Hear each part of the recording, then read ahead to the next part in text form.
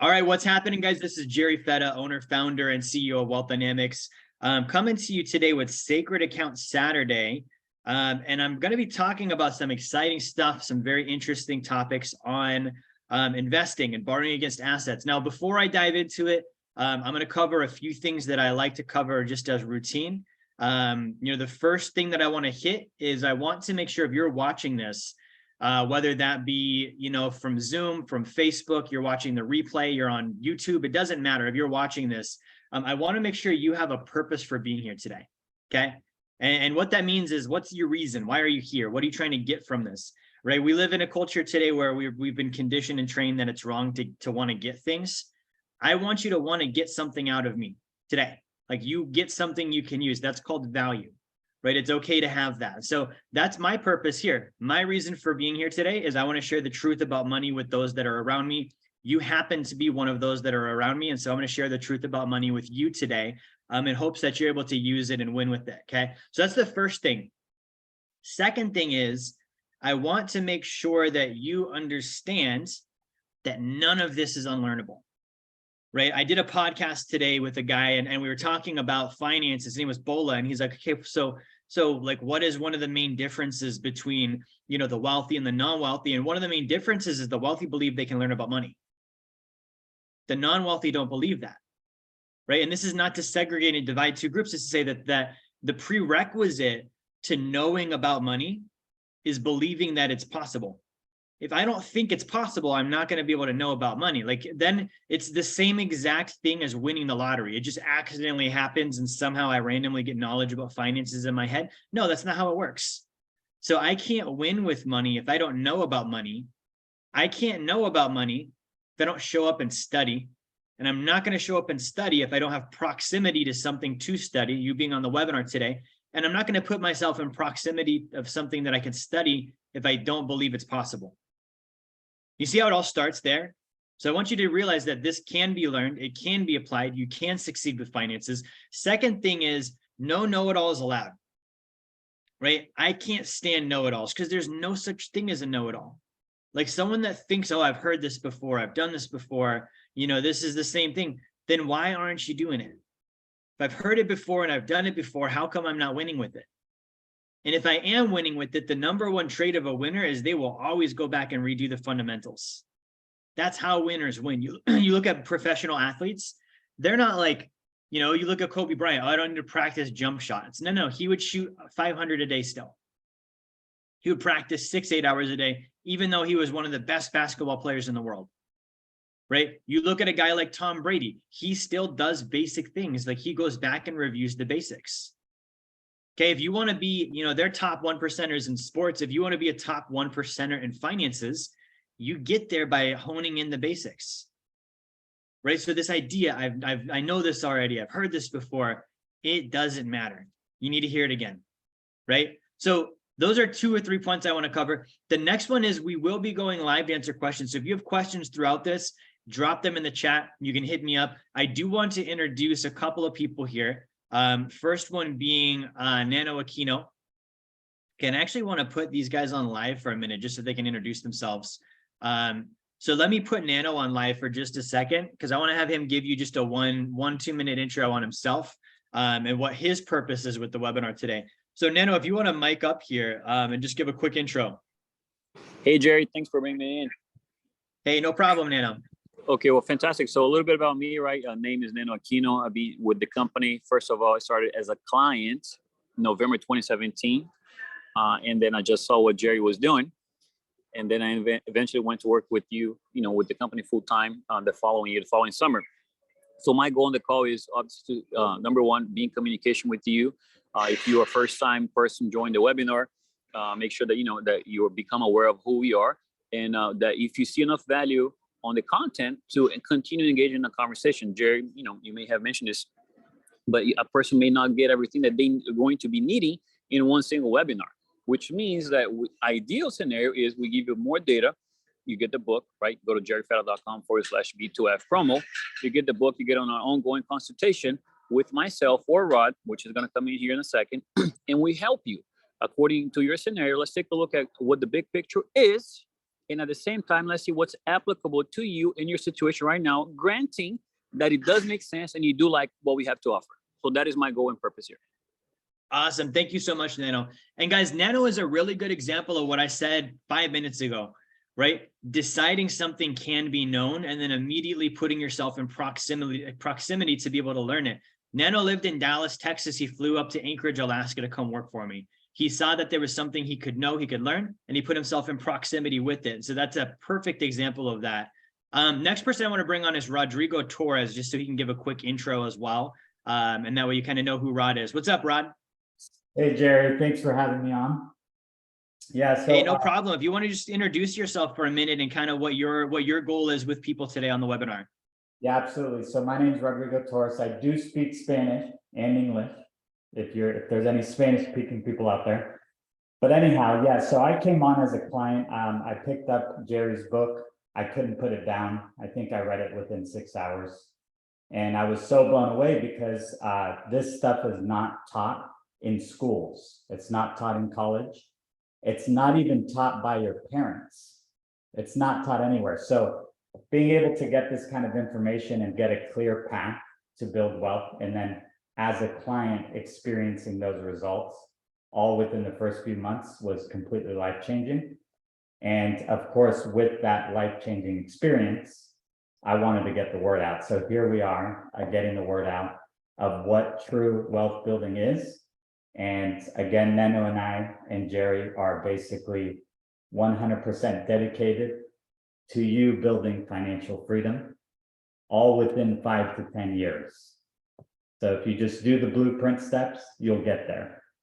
And yeah, Nano and I will definitely be available. We'll put our links, calendar links on the chat so you can reach out to us after this call. Awesome. Thank you so much, Rod. So Rod and Nano are both salespeople in my company. As a business owner, you know, I'll be very frank about this. We sell things, right? Like everyone does. If you go to the grocery store, they sold you something. So Rod and Nano are connecting with you today in the webinar chat. That's their goal, is if you're not a client, they would love to help you become one. They would like to set up a call with you, answer your questions, provide information. If you think it makes sense, they will sell you something so you can become a client. That might be the book to start things out, which is free. If you're currently a client and you're like, okay, cool, I've been here a few times or I've been here every week, you know, they want to answer your questions and service you as well. You're a client. That's one of their jobs, is to service you. Obviously, they want to make sure they're answering your questions and helping you take your next steps too. And that brings me to my final point, okay? So as we're going throughout this webinar, and I will come back to this maybe a few different times, is the ability to get a free copy of my book. Okay, so my book is called Blueprint to Financial Freedom. And I'm going to go ahead and pull up the cover here so that you can see it. And one of our goals and focuses is for you to get a free copy of the book, and that way you can start to learn about this stuff, right? And so if you go to jerryfetta.com/B2F promo, and I'll go ahead and put this typed on the screen here, jerryfetta.com/B2F promo, you can get a free copy of my book here. And with the book, basically what this does is you get the book, you cover your shipping, we give you the book for free, but it comes with a free course supervisor. We have an executive on my team named Samantha. Samantha will help you get through the book, right? And that's like just us taking responsibility for the fact that most people don't finish books. That's unheard of. We have somebody on staff that's their job, is to make sure you actually read the book and finish the book. Technically, that's your responsibility, but we're taking responsibility for you to do that.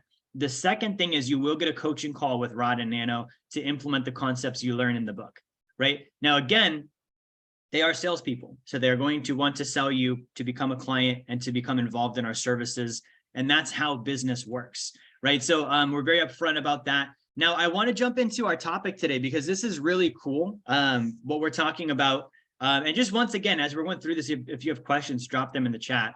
This is really cool what we're talking about, and it's the idea of borrowing against my own assets, right? Now, I've, for the last 5, 6, 7 years, been studying this exact concept. It was brand new to me, right? So growing up, my backstory, I grew up in poverty, like not like telling you figuratively, no. Like by income, we were below the federal poverty range. My mom and my 2 brothers and my dad, right? We were below household income for federal poverty range.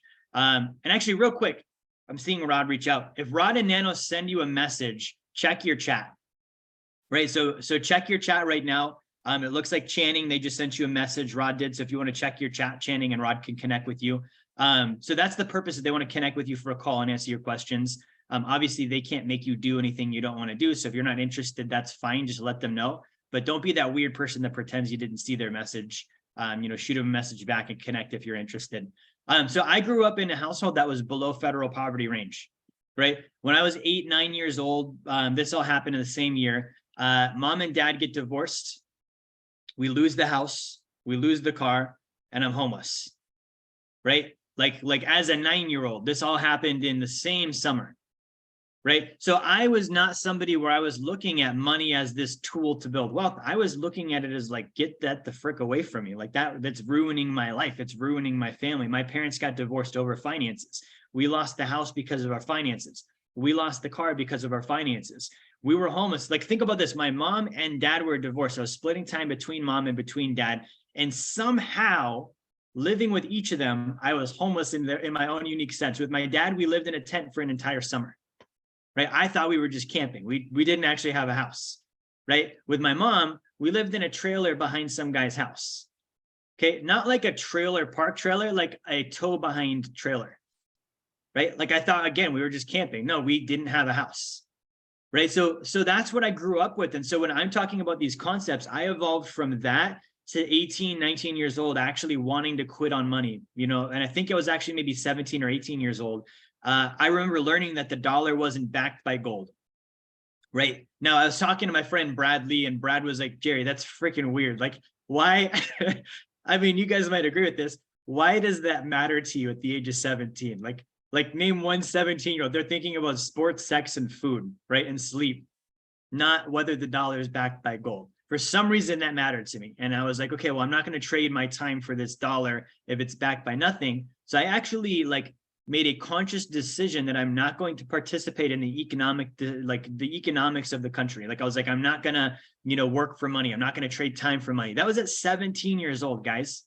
The ironic part is I was driving to my job while I made that decision. At that job, I was going to go work to earn money. So I wasn't quite tracking with the fact that it doesn't matter what I decide. Economics are part of life, right? And then from there, I started to learn about money. I actually became a licensed financial advisor. So I was helping people for a number of years, working with Dave Ramsey, right? And also working at one point with one of the largest financial services companies in the world, helping educate people on money. And so I started learning about it from the standpoint of being a financial advisor and what the Wall Street thinks that people should do with their money. And what's up, Caleb? What banks think people should do with their money, what the government thinks people should do with their money. And that's what I was doing. And then I started to have I would meet with people one-on-one, right? So I'd meet with them one-on-one for an appointment. I'd sit down with them at their kitchen table in their living room. Funny story. I've got so many of these stories. So I had this appointment in Minnesota. I lived in Minnesota for a year. I would fly from Minnesota to Alaska, but I had this appointment in Minnesota.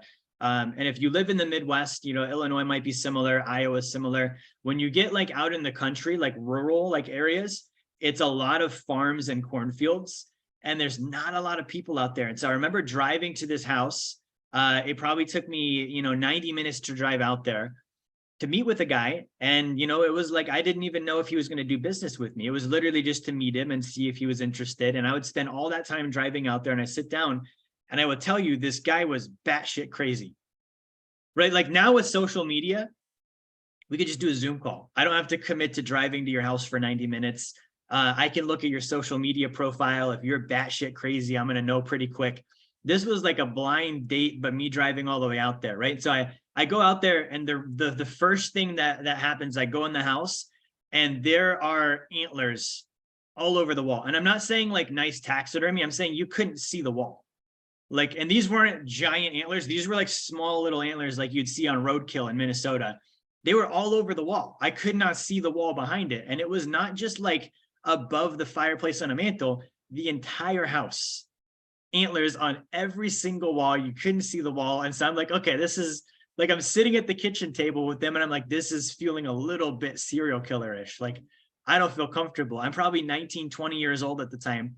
And the guy is one of the most like rude and grotesque people I've ever met verbally. Like he's just like dropping like curse words I didn't even know yet. Like, you know, I went to high school and stuff. I didn't hear some of these terms growing up. And he's just, being antagonistic towards, the president and the economy and Wall Street, and like kind of towards me a little bit. And his wife's there and she's just like smiling and nodding her head the whole time and saying no words. So I was very concerned. And so I'm like, I'm at this point, I'm like, I don't even think I want to sign this guy up for anything like that. I feel concerned for my safety right now. And I was too timid to be like, okay, I'm going to leave now. So I kind of felt like stuck. Like, who's ever felt that? You're stuck in a situation and you're like, I don't feel like I can leave or stop the conversation. So finally it ends up, wrapping up, and I'm leaving and I'm walking out to my car and I feel this guy behind me and I hear him, he goes, hey. And I'm like, oh shit. And I like, okay, what? And I turn around and he's holding a kitten. Okay. And I kid you not, he's like, here, take this kitten. And I'm like, what? And he's like, take this kitten. I was like, and I'm like thinking about like, why am I taking this kitten? And he's like, if you don't, I'm just going to shoot it anyways. And so I was like, well, I'm not going to let this guy shoot a cat. So I took a cat home with me that night. And so we had that cat because of that appointment. And that was totally a random story, but that was just something I thought would be funny to share with you guys, because that's what it used to be like, right? We didn't have Zoom, we didn't have Facebook, we didn't have all these things. And so the weirdest stuff could happen on an appointment and you just had to kind of deal with it. Sometimes you went home with a cat that you didn't come with when you went there, right? So my whole point with this is, as I started doing these meetings, I would meet with certain people that were already financially independent. Okay, we defined financial independence as this. Okay, financial independence. This is the equation. You're going to want to write this down. It's PI greater than set. Okay, passive income greater than savings, expenses, and taxes. This is the definition of financial independence. So when I achieve this, what does this do for me? This means that I no longer have the obligation of trading time for money. And if I no longer have the obligation of trading time for money, that means I can live life on my terms. It doesn't mean that I'm going to retire and go to the beach every day. Like for me, I'm never going to do that. I'm still going to have businesses. I'm still going to have charities. I'm still going to have things that I work, currently I sleep 7 hours a night. I go to the gym for 2 hours. For an hour, I study for 2 hours. The rest of my day is work. Right. And I'm still going to do that even with PI greater than set. That's still something that matters to me, even if I don't have to do it. Right. And so this is not having obligation to trade time for money. Work is different when you're doing it because you want to versus because you have to. This is not retirement. This is not, do something you hate for the next 40 years. So when you're 60, you can retire and hopefully you die before the money runs out. This is not that model. Like Rod said at the beginning of this call, this is let's bust this for the next 5 or 10 years and do what nobody else is willing to do in order to get here. We're not even going to sacrifice. We're going to invest the next 5 to 10 years of getting here. Even if it takes 20, most people are never going to get here. 20 years is better than never. We're going to invest the time to get to this position. And so when I started talking with some of these people, they weren't interested in the mutual funds. They weren't interested in the retirement account.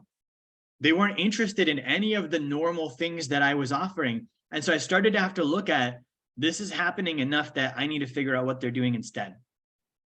Right? One of the things that they're doing is they're buying real assets. When I studied the top 1% of wealth, right, I would see number one, they earn lots of income. Keyword is earn, it's active. And they do that through businesses. They do that through sales. They do that through salaries as executives. They do that through bonuses.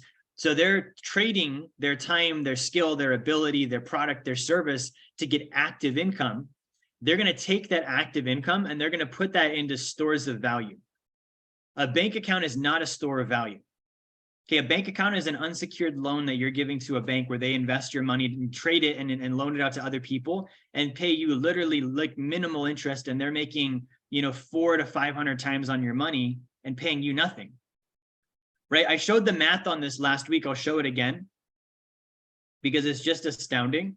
When we look at a bank account, let me Google it right now. I bank with Wells Fargo. So let's just see what's Wells Fargo's savings account rate. And when I say I bank with Wells Fargo, I keep 1 month in cash. That's it. Wells Fargo savings account interest currently is 0.25%. I get a whole 0.25% per year on my money, right? So let's say that in my company, let's say that I put $100,000 with Wells Fargo in my savings account. They're paying me 0.25%. Guys, they are not keeping that money there. Right? I was naive. Like growing up, I thought like I went down to the credit union and I opened up my little bank account when I was 14 with my dad, and I would put my money in there. And I thought that they were keeping it in a nice little shoebox in the vault. And I would come back and they'd be like, oh, we kept your money safe this whole time. Here it is. Hopefully you can go use it for good things. We're a nice community bank. No. What they were doing is they were taking this money that I gave them. Let's say I put $100,000 in with Wells Fargo. Okay. First off, let's get rid of the percentages and talk in dollars. Okay. One of the top rules you need to know is the wealthy don't deal with percentages. They deal with dollars, right? The rich focus on the dollar, the poverty mindset is to focus on percentages. Think about this. Okay. So if I have $100,000 and I'm making 0.25%, that's 0.0025. I made $250. Right? Now, what did they do? What they did is they took my $100,000 and they loaned it out to somebody. Right? So let's say that they loaned this out, let's say on something conservative like a mortgage, right? So they're paying me 0.25. They're loaning this out on a mortgage. Let's say that they're charging 4% interest on this mortgage, right? Well, let's do the math on this. How many times does 0.0025 go into 4? Right? So if we go 4 divided by 0.0025, it goes into it 1,600 times. They're making 1,600x on their interest costs. Guys, think about that. 1,600 times. Like, what? How? That's mind-blowing. How? Why? And why am I letting them do this? Right? Now, this is a mortgage. Imagine if it's a car loan where they're charging 7 or 8%, or a credit card where they're charging 20%. Like, just do the math on that. I give them my money. I'm basically charging them 0.25%, and then they loan it out to someone on a credit card. Okay, how much does 0.25 go into 20? 0.0025 into 20, 8,000. Right? Like, that's insane. We think about this, even if we lop a zero off the end, and let's say that they're charging a fraction of that, 800 and 160 times on their money. And it's not even their money, it's my money. That's just the cost that they're paying me. And they're paying this out of the profit that they make here. Right? Like this is what's happening. So we don't, like the wealthy, they don't save with banks, they save in stores of value. Okay, what is a store of value? Okay, if you actually study banks themselves, right? Like think about this. If I want to learn about where to save money, I should study the people who are the best at banks. The number one owner and purchaser of whole life insurance in the country are banks. They keep 20% of their reserves on average in whole life insurance cash values. That comes out to over $200 billion collectively amongst the largest banks in the country. Okay, that's called their tier one capital. So that's where they're putting it. Right? So that's what we're looking at is, okay, banks are doing this. That's a store of value. Okay, another one is gold. People are like, oh, gold, my ring is pure bullion. It's 0.999 pure gold. People are like, oh, gold is just for jewelry. You know, it's a dead asset. It's old. Why do I want to own a rock? Did you know that the Federal Reserve Bank of the United States of America has 80% of their reserves in gold? Over $500 billion worth of gold. Like, it's one thing to be like, okay, I'm going to own a ring. It's another thing to be like, I run the currency of the entire country and I keep 80% of my assets in gold, something that they all used to have backing their dollar. I untied the two and never got rid of the gold and kept it all. No, that doesn't make any sense. Like, I want to know, why do they own gold? Why do they own so much of it? And why don't I? That's a store of value. The wealthy keep their assets in stores of value. Another one could be real estate. Okay, if I want to store value, I could buy property, I could buy land, I could buy a condo. Even if I don't live in it, over time, it's going to go up in value. Now, real estate's going to have some holding costs that you might not experience with life insurance and gold, but that's still something that I can store my value in. Right? So they earn lots of income. They store their value in real stores of value, and then they invest in passive income producing assets. Now, I want to get into our topic of why would I borrow? Right? Like, how does this tie into what I started with, which is borrowing against my assets, right? So if I'm borrowing against my assets, I have to look at, someone says American Express has increased in savings rate to 3%. Yeah, so if they're jumping the rate up, it's because they're doing more aggressive stuff on the back end. So banks are allowed to invest like a hedge fund. This is another thing people don't know. They're allowed to do foreign currency trading. They're allowed to buy stocks. They're allowed to buy options, like very risky stuff. And so the bottom line is a deposit into a bank legally is an unsecured loan. Your deposit goes on their balance sheet as a liability because they owe you that money. That's legally a loan. It's backed by nothing. And then they're going to go trade it in the foreign currency market. So if they're going to pay you 3, they're probably making 300. Okay. The number one profit center for JP Morgan Bank in 2020, while we were all struggling with the pandemic, was foreign currency trading. They killed it. They had their highest profit for fourth quarter ever in 2020. And the number one source of that was foreign currency trading, right? So if they're paying 3, for me, that's worse. It's like, how much more risk are they putting on my money into right now? At least with a mortgage, it's like, okay, there's a house there. Foreign currency, there's nothing. There's no asset backing that. It's just the whim of the markets. And obviously, the traders and those kinds of things. So they borrow against assets as well. So here's something that I want to go over with borrowing on assets. When I own an asset, there's 2 things I never want to have happen. Okay. If an asset for me is producing, when we say an asset, something I own that has value, if it's increasing in value or it's paying me an income or the price is going up over time, the first thing I never want to have happen is to lose the asset. Right? Like if I lose the asset, and I think there might just be 1 T in asset.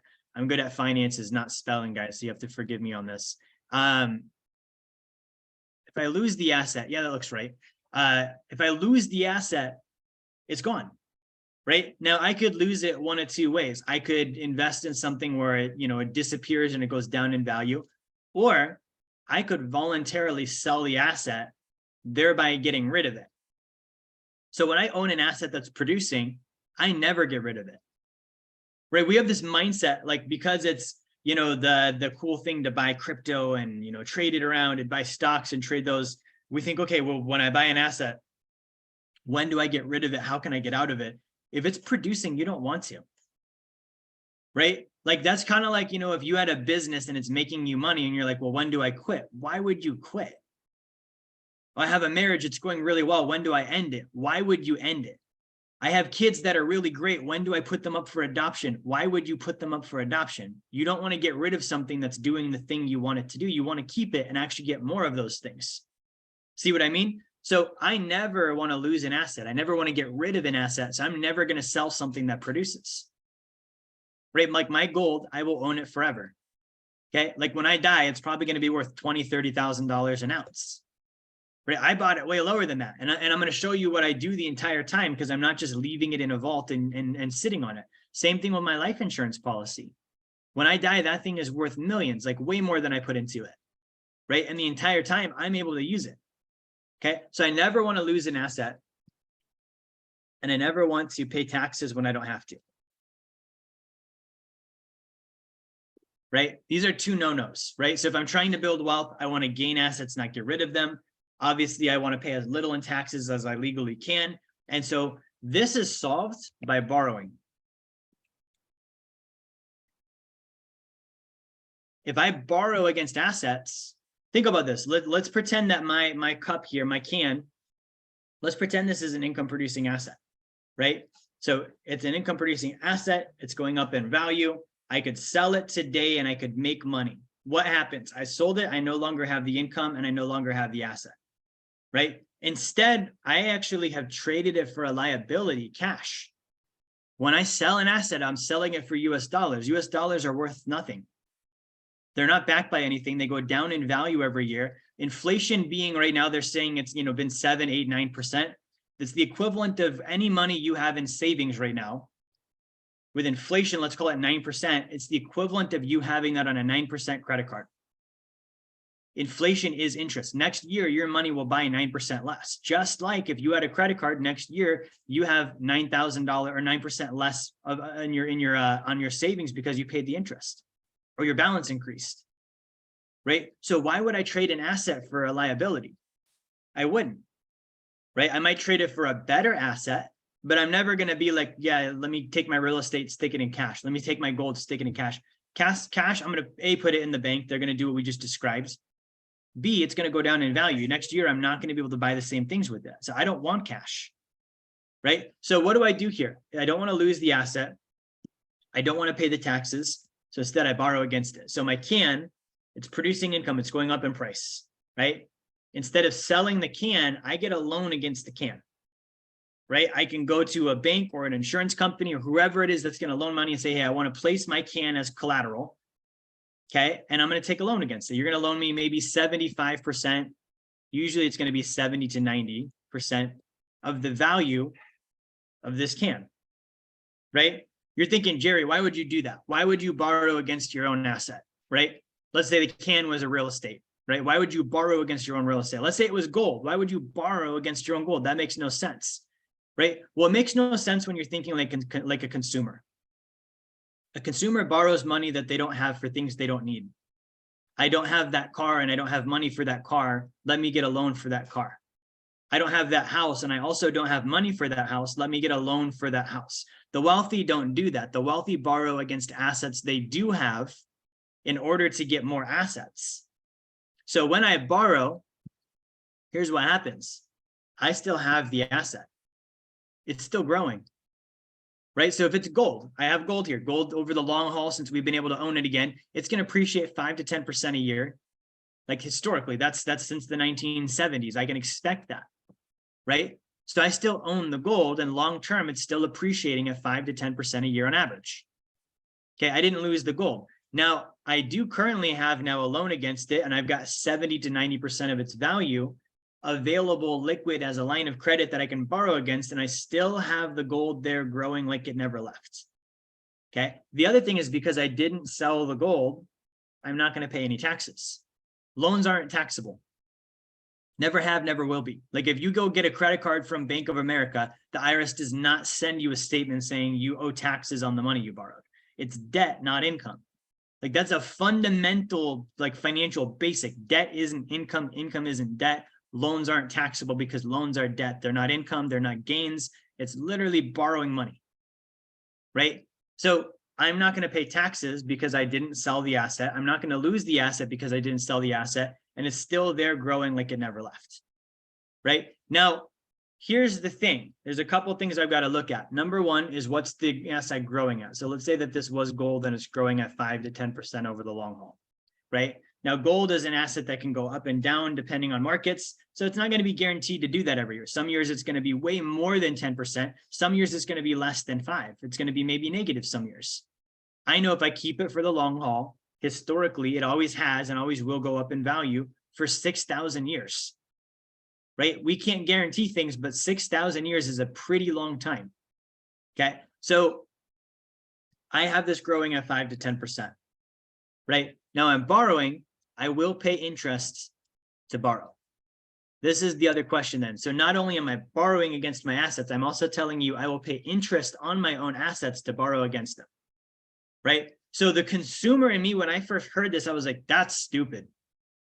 Why in the hell would someone borrow against their own assets? Why would they pay interest on their own assets? That makes zero sense. I want to pay less interest, not more, right? So when I started diving into it, because I did see that this is actually what the wealthy do, right? So I was like, there's got to be something I don't understand. Obviously, I'm the one, when I compare myself to the top 1%, I have a lower net worth. I'm not the one that's right in this equation.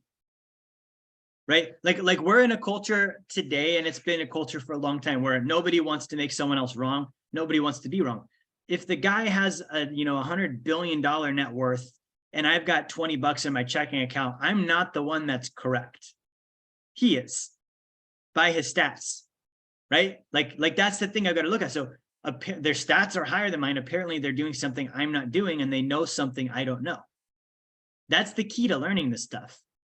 I've got to be willing to say I'm wrong so that I can go be right. Someone doesn't think they're wrong, they're never going to try and get right because they think they're right already. They're justifying, they're making sense why they're so correct, rather than looking at how can I get better. In order to get better, I have to be able to understand and admit that I'm not where I want to be, which means to that degree, I'm wrong compared to where I'd like to be. It's okay to be wrong. I'm wrong all the time. I'm wrong several times a day. It doesn't faze me, right? The thing is, when I'm wrong, do I realize it? And then do I look at how do I become right? By learning and by putting in successful actions, right? So my gold over here is growing at 5 to 10%. I'm paying interest to borrow, right? Now the current loan, like when I borrow against my gold, the current loan rate, guys, right now for me is 8.25%. This is high. Interest rates have come up. So looking at this, you're like, on the gold, I might make 5 to 10%, but I'm borrowing at 8.25. How does this make sense? Right? Like, this is not a low interest rate, right? So I'm taking 70 to 90%. Here's the first thing to look at. I have 100% of the asset growing at 5 to 10%. Right? So let's just do math on this. Let's say that it is 5%. So I've got $100,000 and I'm putting that in and it's growing at 5%. So I'm making $5,000 per year on my gold. Okay. Again, dollars, not percentages. Now, 8.25%, this is called a gross interest rate. Gross means if I take out the $100,000 loan and I never pay it back, then I'll pay 8.25% of 100,000, right? So 8.25% of 100,000 is 8,250, $8,250. If I never pay my loan back, I will pay $8,250 in interest, right? Now we can look at this and say, obviously gold is less than that. 5%, 5 grand, cost of borrowing, 8,250. If we were just doing that, this would be a bad idea, right? Now, here's the thing. We have 8.25% is not on $100,000. 8.25% is on this. So let's say that I borrowed 75% because that's the maximum I can borrow on my gold. So I didn't take a $100,000 loan. I took a $75,000 loan. Okay, so 8.25% of 75K is $6,187 in interest. Still doesn't mean the math works, right? But these are the things that we run into. I took $100,000, I bought gold with it and borrowed against it, and it's 8.25%. No.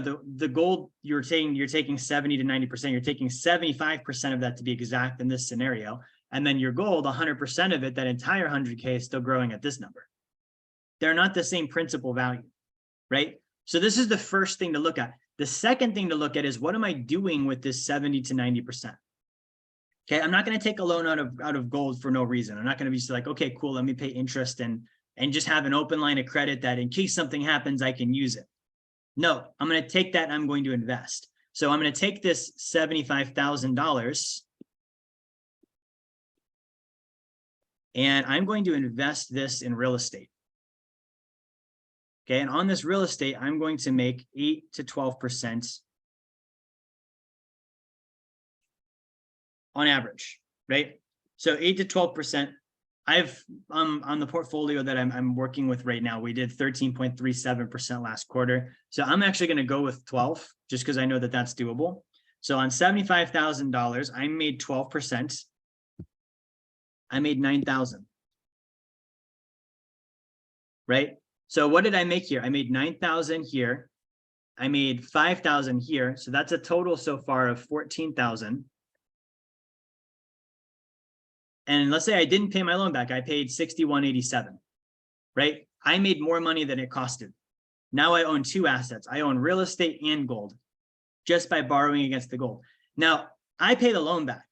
I'm not the guy that's like, I'm going to borrow against the gold to make 9 grand and not pay myself back. I'm actually going to take this 9 grand and I'm going to pay the principal of that loan down. And when I do that, that reduces my interest by about 30, 40%. So I'm usually going to pay about 2/3 of what the gross interest rate would have been. So my rate is 8.25% and I'm going to pay 2/3 of that. That means that my net effective interest rate on this is actually 5.53%, right? 5.53%. Now, how does that work? This is a line of credit. So when I pay down the principal, every day they look at what's my principal value and they calculate the interest for that day, 8.25% of the principal for that day. So if I'm paying it down every month I've got a lower balance, which means my 8.25 is being charged off of a lower and lower number every month, right? And so my gross rate is actually much lower. my net effective rate, the actual interest dollars I pay actually 5.53% in interest, not 8.25, because of that reduction in principal, which results in a reduction in my interest expense. So let's do the math on this. I've got a $75,000 loan and I'm paying 5.5% interest. My actual cost on this loan is, we'll write this down here, is $4,125.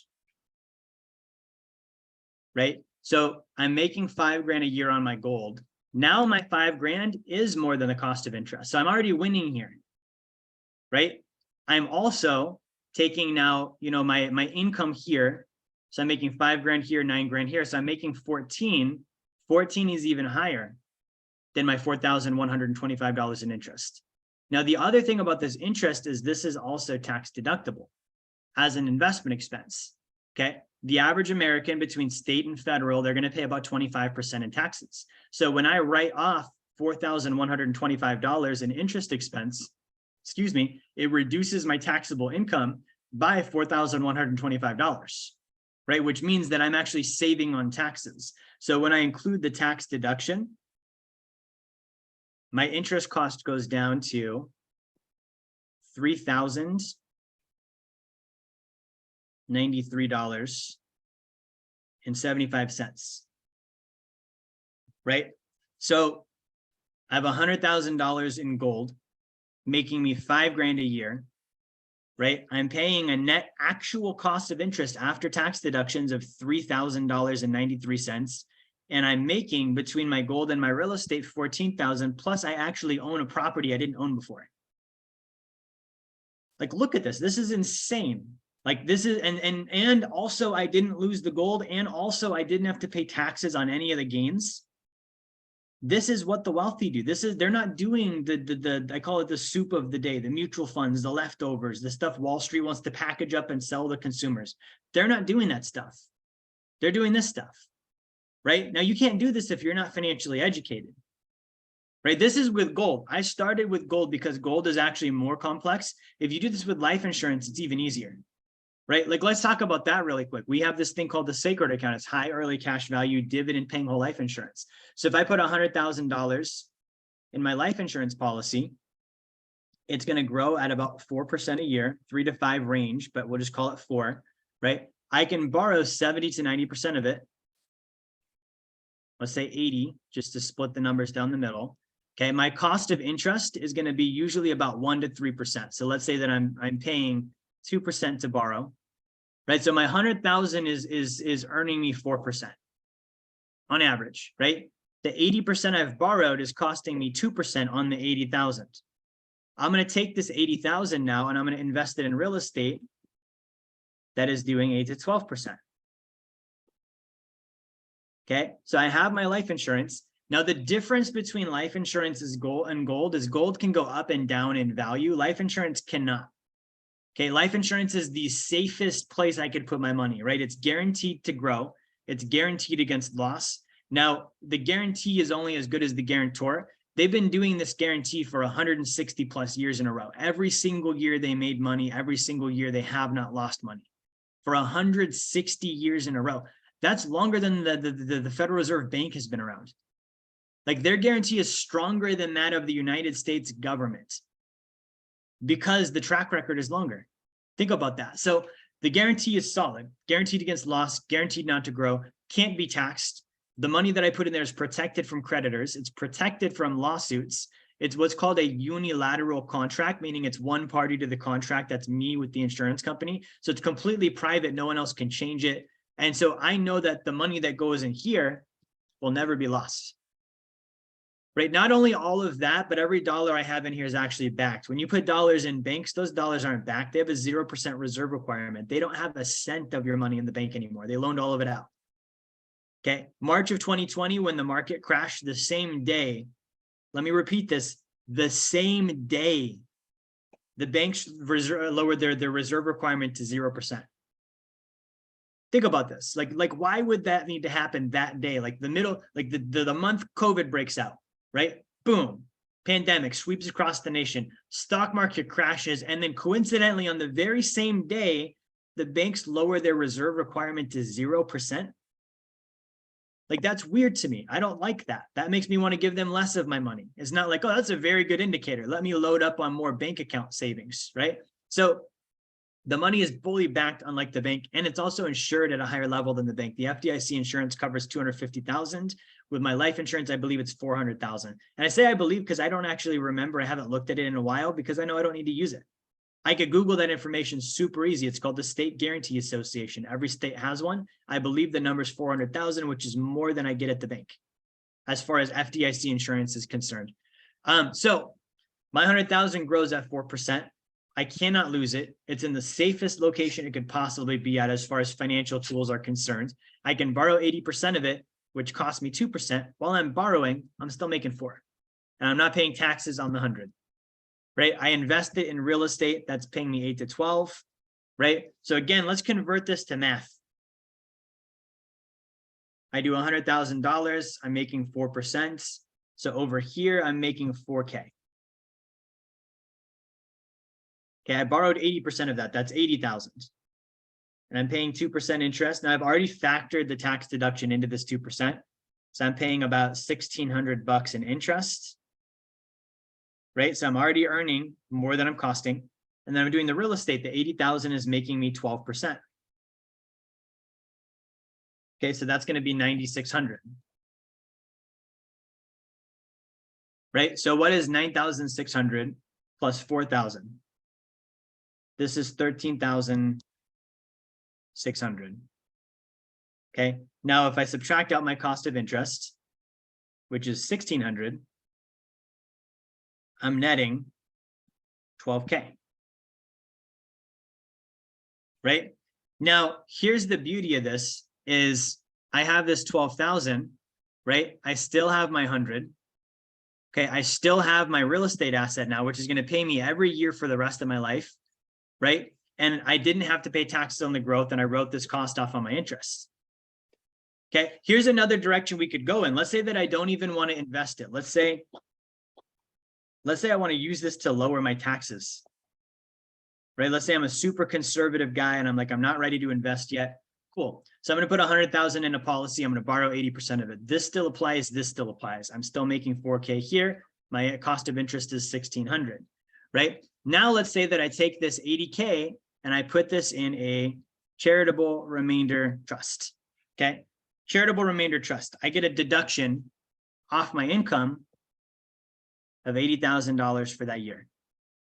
And I still get to keep the money in the trust and invest it and use it. Like, it's not like it's gone. I'm not losing control of it. It's just going inside this thing called a charitable remainder trust right now.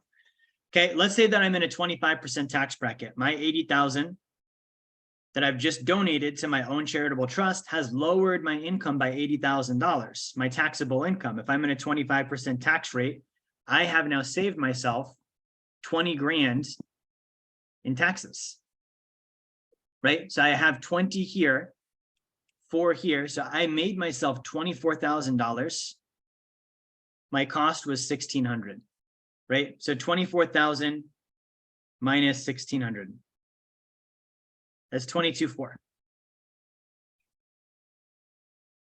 You show me somewhere else. If you take 22,400, the math is super easy. Divide that into 100,000. That is 22.4%. You show me somewhere else I can make a risk-free return of 22.4%. Right? Why do I say risk-free? Because this is taxes. We're not investing. I'm reducing my taxes. This is in the internal revenue code as a legal action I can take to reduce my taxes. There's zero risk there. What could they do? They could audit me, and then I could say, yeah, here's my trust documents. We followed the law. And they'd say, okay, sorry, never mind. Right? I can't lose money in the life insurance. The interest rate can't contractually change. Once I've got my policy in force, that is the interest rate. Right? Like, that can't be, it's not variable. Like, it's not going to go up and down every year. Like, when I take a loan right now, my loan rate on one of my policies is 5.66%. Guess what? It's been 5.66% since day one. Like, years ago, it was 5.66%. It didn't come up with interest rates. Right? So there's no risk here. There's no interest rate risk here. There's no investment risk here. And I pocketed 22.4%. This is why I borrow against my assets. right? Like that's insane. So I love covering this stuff, but I want to answer some questions really quick if you're watching this. So drop your questions in the chat. We've got a couple of minutes. Once again, I do want to plug my book if you've not gotten a copy of it. Okay, let me go ahead and just type this. If you go to jerryfetta.com/V2F promo, you can get a copy of my book. Okay, and that is going to give you, like, we covered just literally one concept today on the webinar, which was borrowing against your money. The book has got how many pages? 146 pages. Okay, we covered one thing. There's 146 pages, I think 10 to 12 chapters of all of the things in sequence, in order, on how you do this and this and this and this and this in order to build greater financial freedom. Right, so grab a copy of the book. Again, if you've not done that, reach out to Nano, reach out to Rod. If Rod or Nano sent you a message in the comments, be sure to check that out with them. Good, we've got a few people that have connected. It looks like Cynthia connected up with Nano. That's awesome. It looks like Patricia connected up with Nano. Rob Lang, if you can reach out to Nano, it looks like Nano sent you a message in the chat. So Rob, check your messages. Same thing with Kara or Kara, however that is pronounced. I know Channing connected up with Rod. So guys, be sure you just check your chat, connect up with these two. They want to be able to jump on and answer questions for you. Some of you are clients and you've seen this before and it's like, this is cool. I get it. I'm doing it. Some of you, I just showed you that unicorns are real. And you're like, what the hell did I just see? And that's the point of this phone call with Rod and Nano, is to answer those questions. Right, Channing says it's a good book. Thank you, Channing. Yeah, the book is phenomenal. Obviously, I'm the one that wrote it, but like I've read so many books on finances and left with more questions than I had answers. When I wrote my book, I was like, when somebody's done with this, they are going to be able to do all of it by themselves with no questions if they really want to. And we're there to help. If you want help, we're there to help, right? So speaking of questions, drop your questions in the chat. And I'm going to go ahead and answer a few questions. So we have an anonymous attendee with a question. What is the minimum amount to open insurance policy? So at least $250 a month. If you can do $250 a month, we can open up an insurance policy.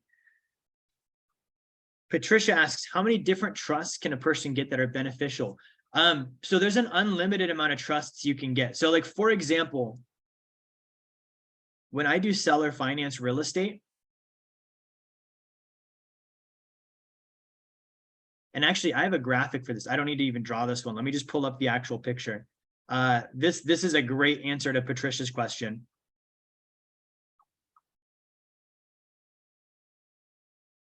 So when I do real estate, this is how it works with trusts. I use trusts on all of the real estate that I do. So we have a house. The house is inside of a land trust. Okay. So a trust gives privacy. The difference between a trust and an LLC goes on a state registered website, right? And also, you know, the IRS knows about it. And so it's something someone could find out. If I have a company or even a property inside of a limited liability company, it's not that private. It's not that hard to figure out who owns the LLC, thereby who owns the property, right? So as an investor, I don't want the risk of having people know that I own that property. That makes me a target. Okay, so I can have all the protections in the world, but the best protection is complete hiding, anonymity, not having anybody know what I'm doing. So by owning the property in a land trust, the land trust owns the property, not me. Right? So if someone wants to know who owns the property, they would actually have to sue the land trust and win in order to find out who owns the land trust.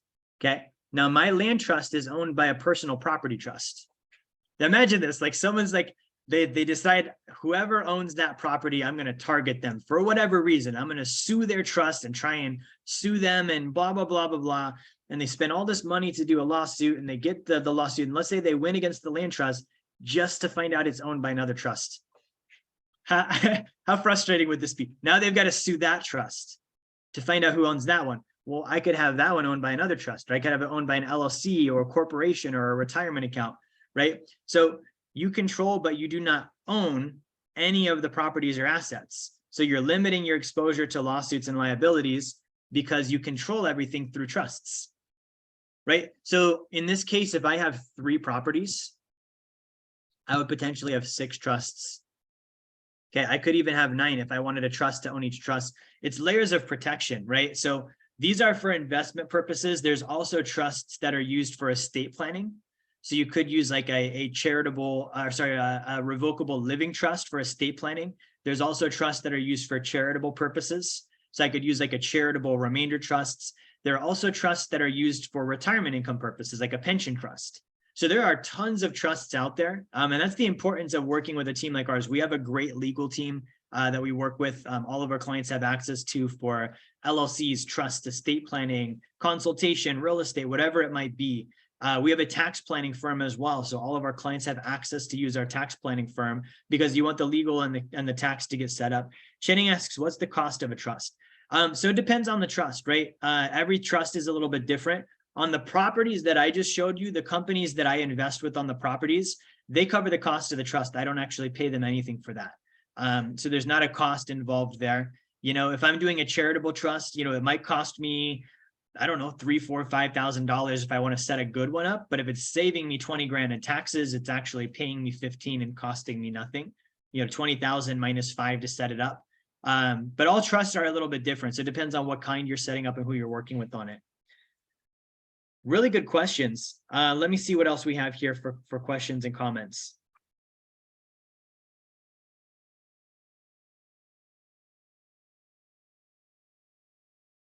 Good. So someone here has a question on where to put old 401k accounts. They're thinking of using a self-directed IRA.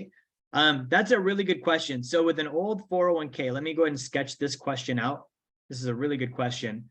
With an old 401k, you have a couple options. So you can go into a self-directed IRA. You can go into, just a Wall Street IRA, like you're going to put it in mutual funds. You can go with an annuity, which is with an insurance company. You can go with the bank. Like banks open IRAs, they're just going to put it in a CD or a checking account or a savings account. Or, you could also cash it out. Meaning you're going to pay taxes and penalties just to have money instead of a retirement account. I like the self-directed IRA. The reason why is I don't believe in investing in Wall Street. I don't think that that's something that 99.99% of investors actually understand. I think we just do it because we're told to. It's good marketing. Like same thing with McDonald's. Like you don't know what's in the food. You go there because you saw too many commercials, right? So with Wall Street, I don't want to put the money there. The annuity, I'm not a huge fan of annuities just because the return is often very low. The fees are very high. And I can get better returns elsewhere than in an annuity. I would never put the money in a bank. If I cash out, I'm going to pay tax, state and federal, plus a 10% penalty. So I'm losing maybe up to half my balance by cashing out. So I'm not going to do a cash out either. I like the self-directed IRA. Self-directed means that I go with a company that will set up the IRA. My team actually does this. We have self-directed IRAs and set them up for clients. I own a self-directed IRA company. And so we are able to do things like when you self-direct, what that means is the company that sets up the IRA is not going to limit you on investment opportunities. Like Wall Street, when you invest with Wall Street, guess what they're going to do? They're going to say, here's the menu, but it's only our stuff. Like you can only invest in financial products that we make fees and commissions on. It has to be a Wall Street product. With an annuity, same thing. You're stuck in that annuity. With the bank, they're only going to sell you bank products. So with an IRA, you can invest in gold, you can invest in silver, you can invest in private lending, you can invest in real estate, you could buy a farm if you wanted to. Like there's so many things you can do with a self-directed IRA. So what I would look at is if you have a lower balance, lower meaning if it's less than 50 grand, I would look at maybe doing something like gold and silver. If you've got more than 50 grand, you could do lending or real estate. And those are things my team can help answer questions on as well if you're looking at doing a self-directed IRA.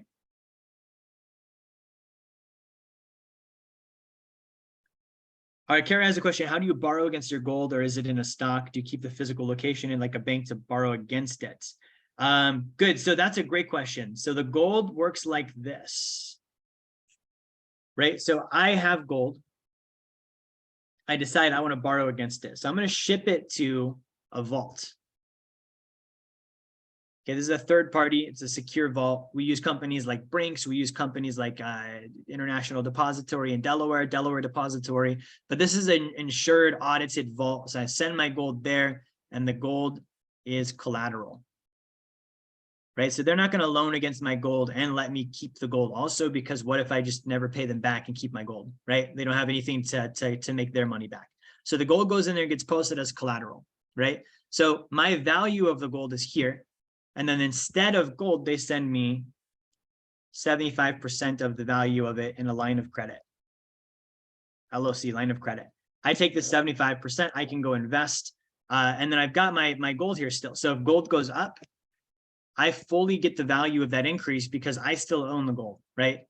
So that's how that works. If you're borrowing against it, you're not doing stock. It is physical gold. So you actually have your gold in that vault. It's titled to you. Once you pay that loan off, they will send it back to you.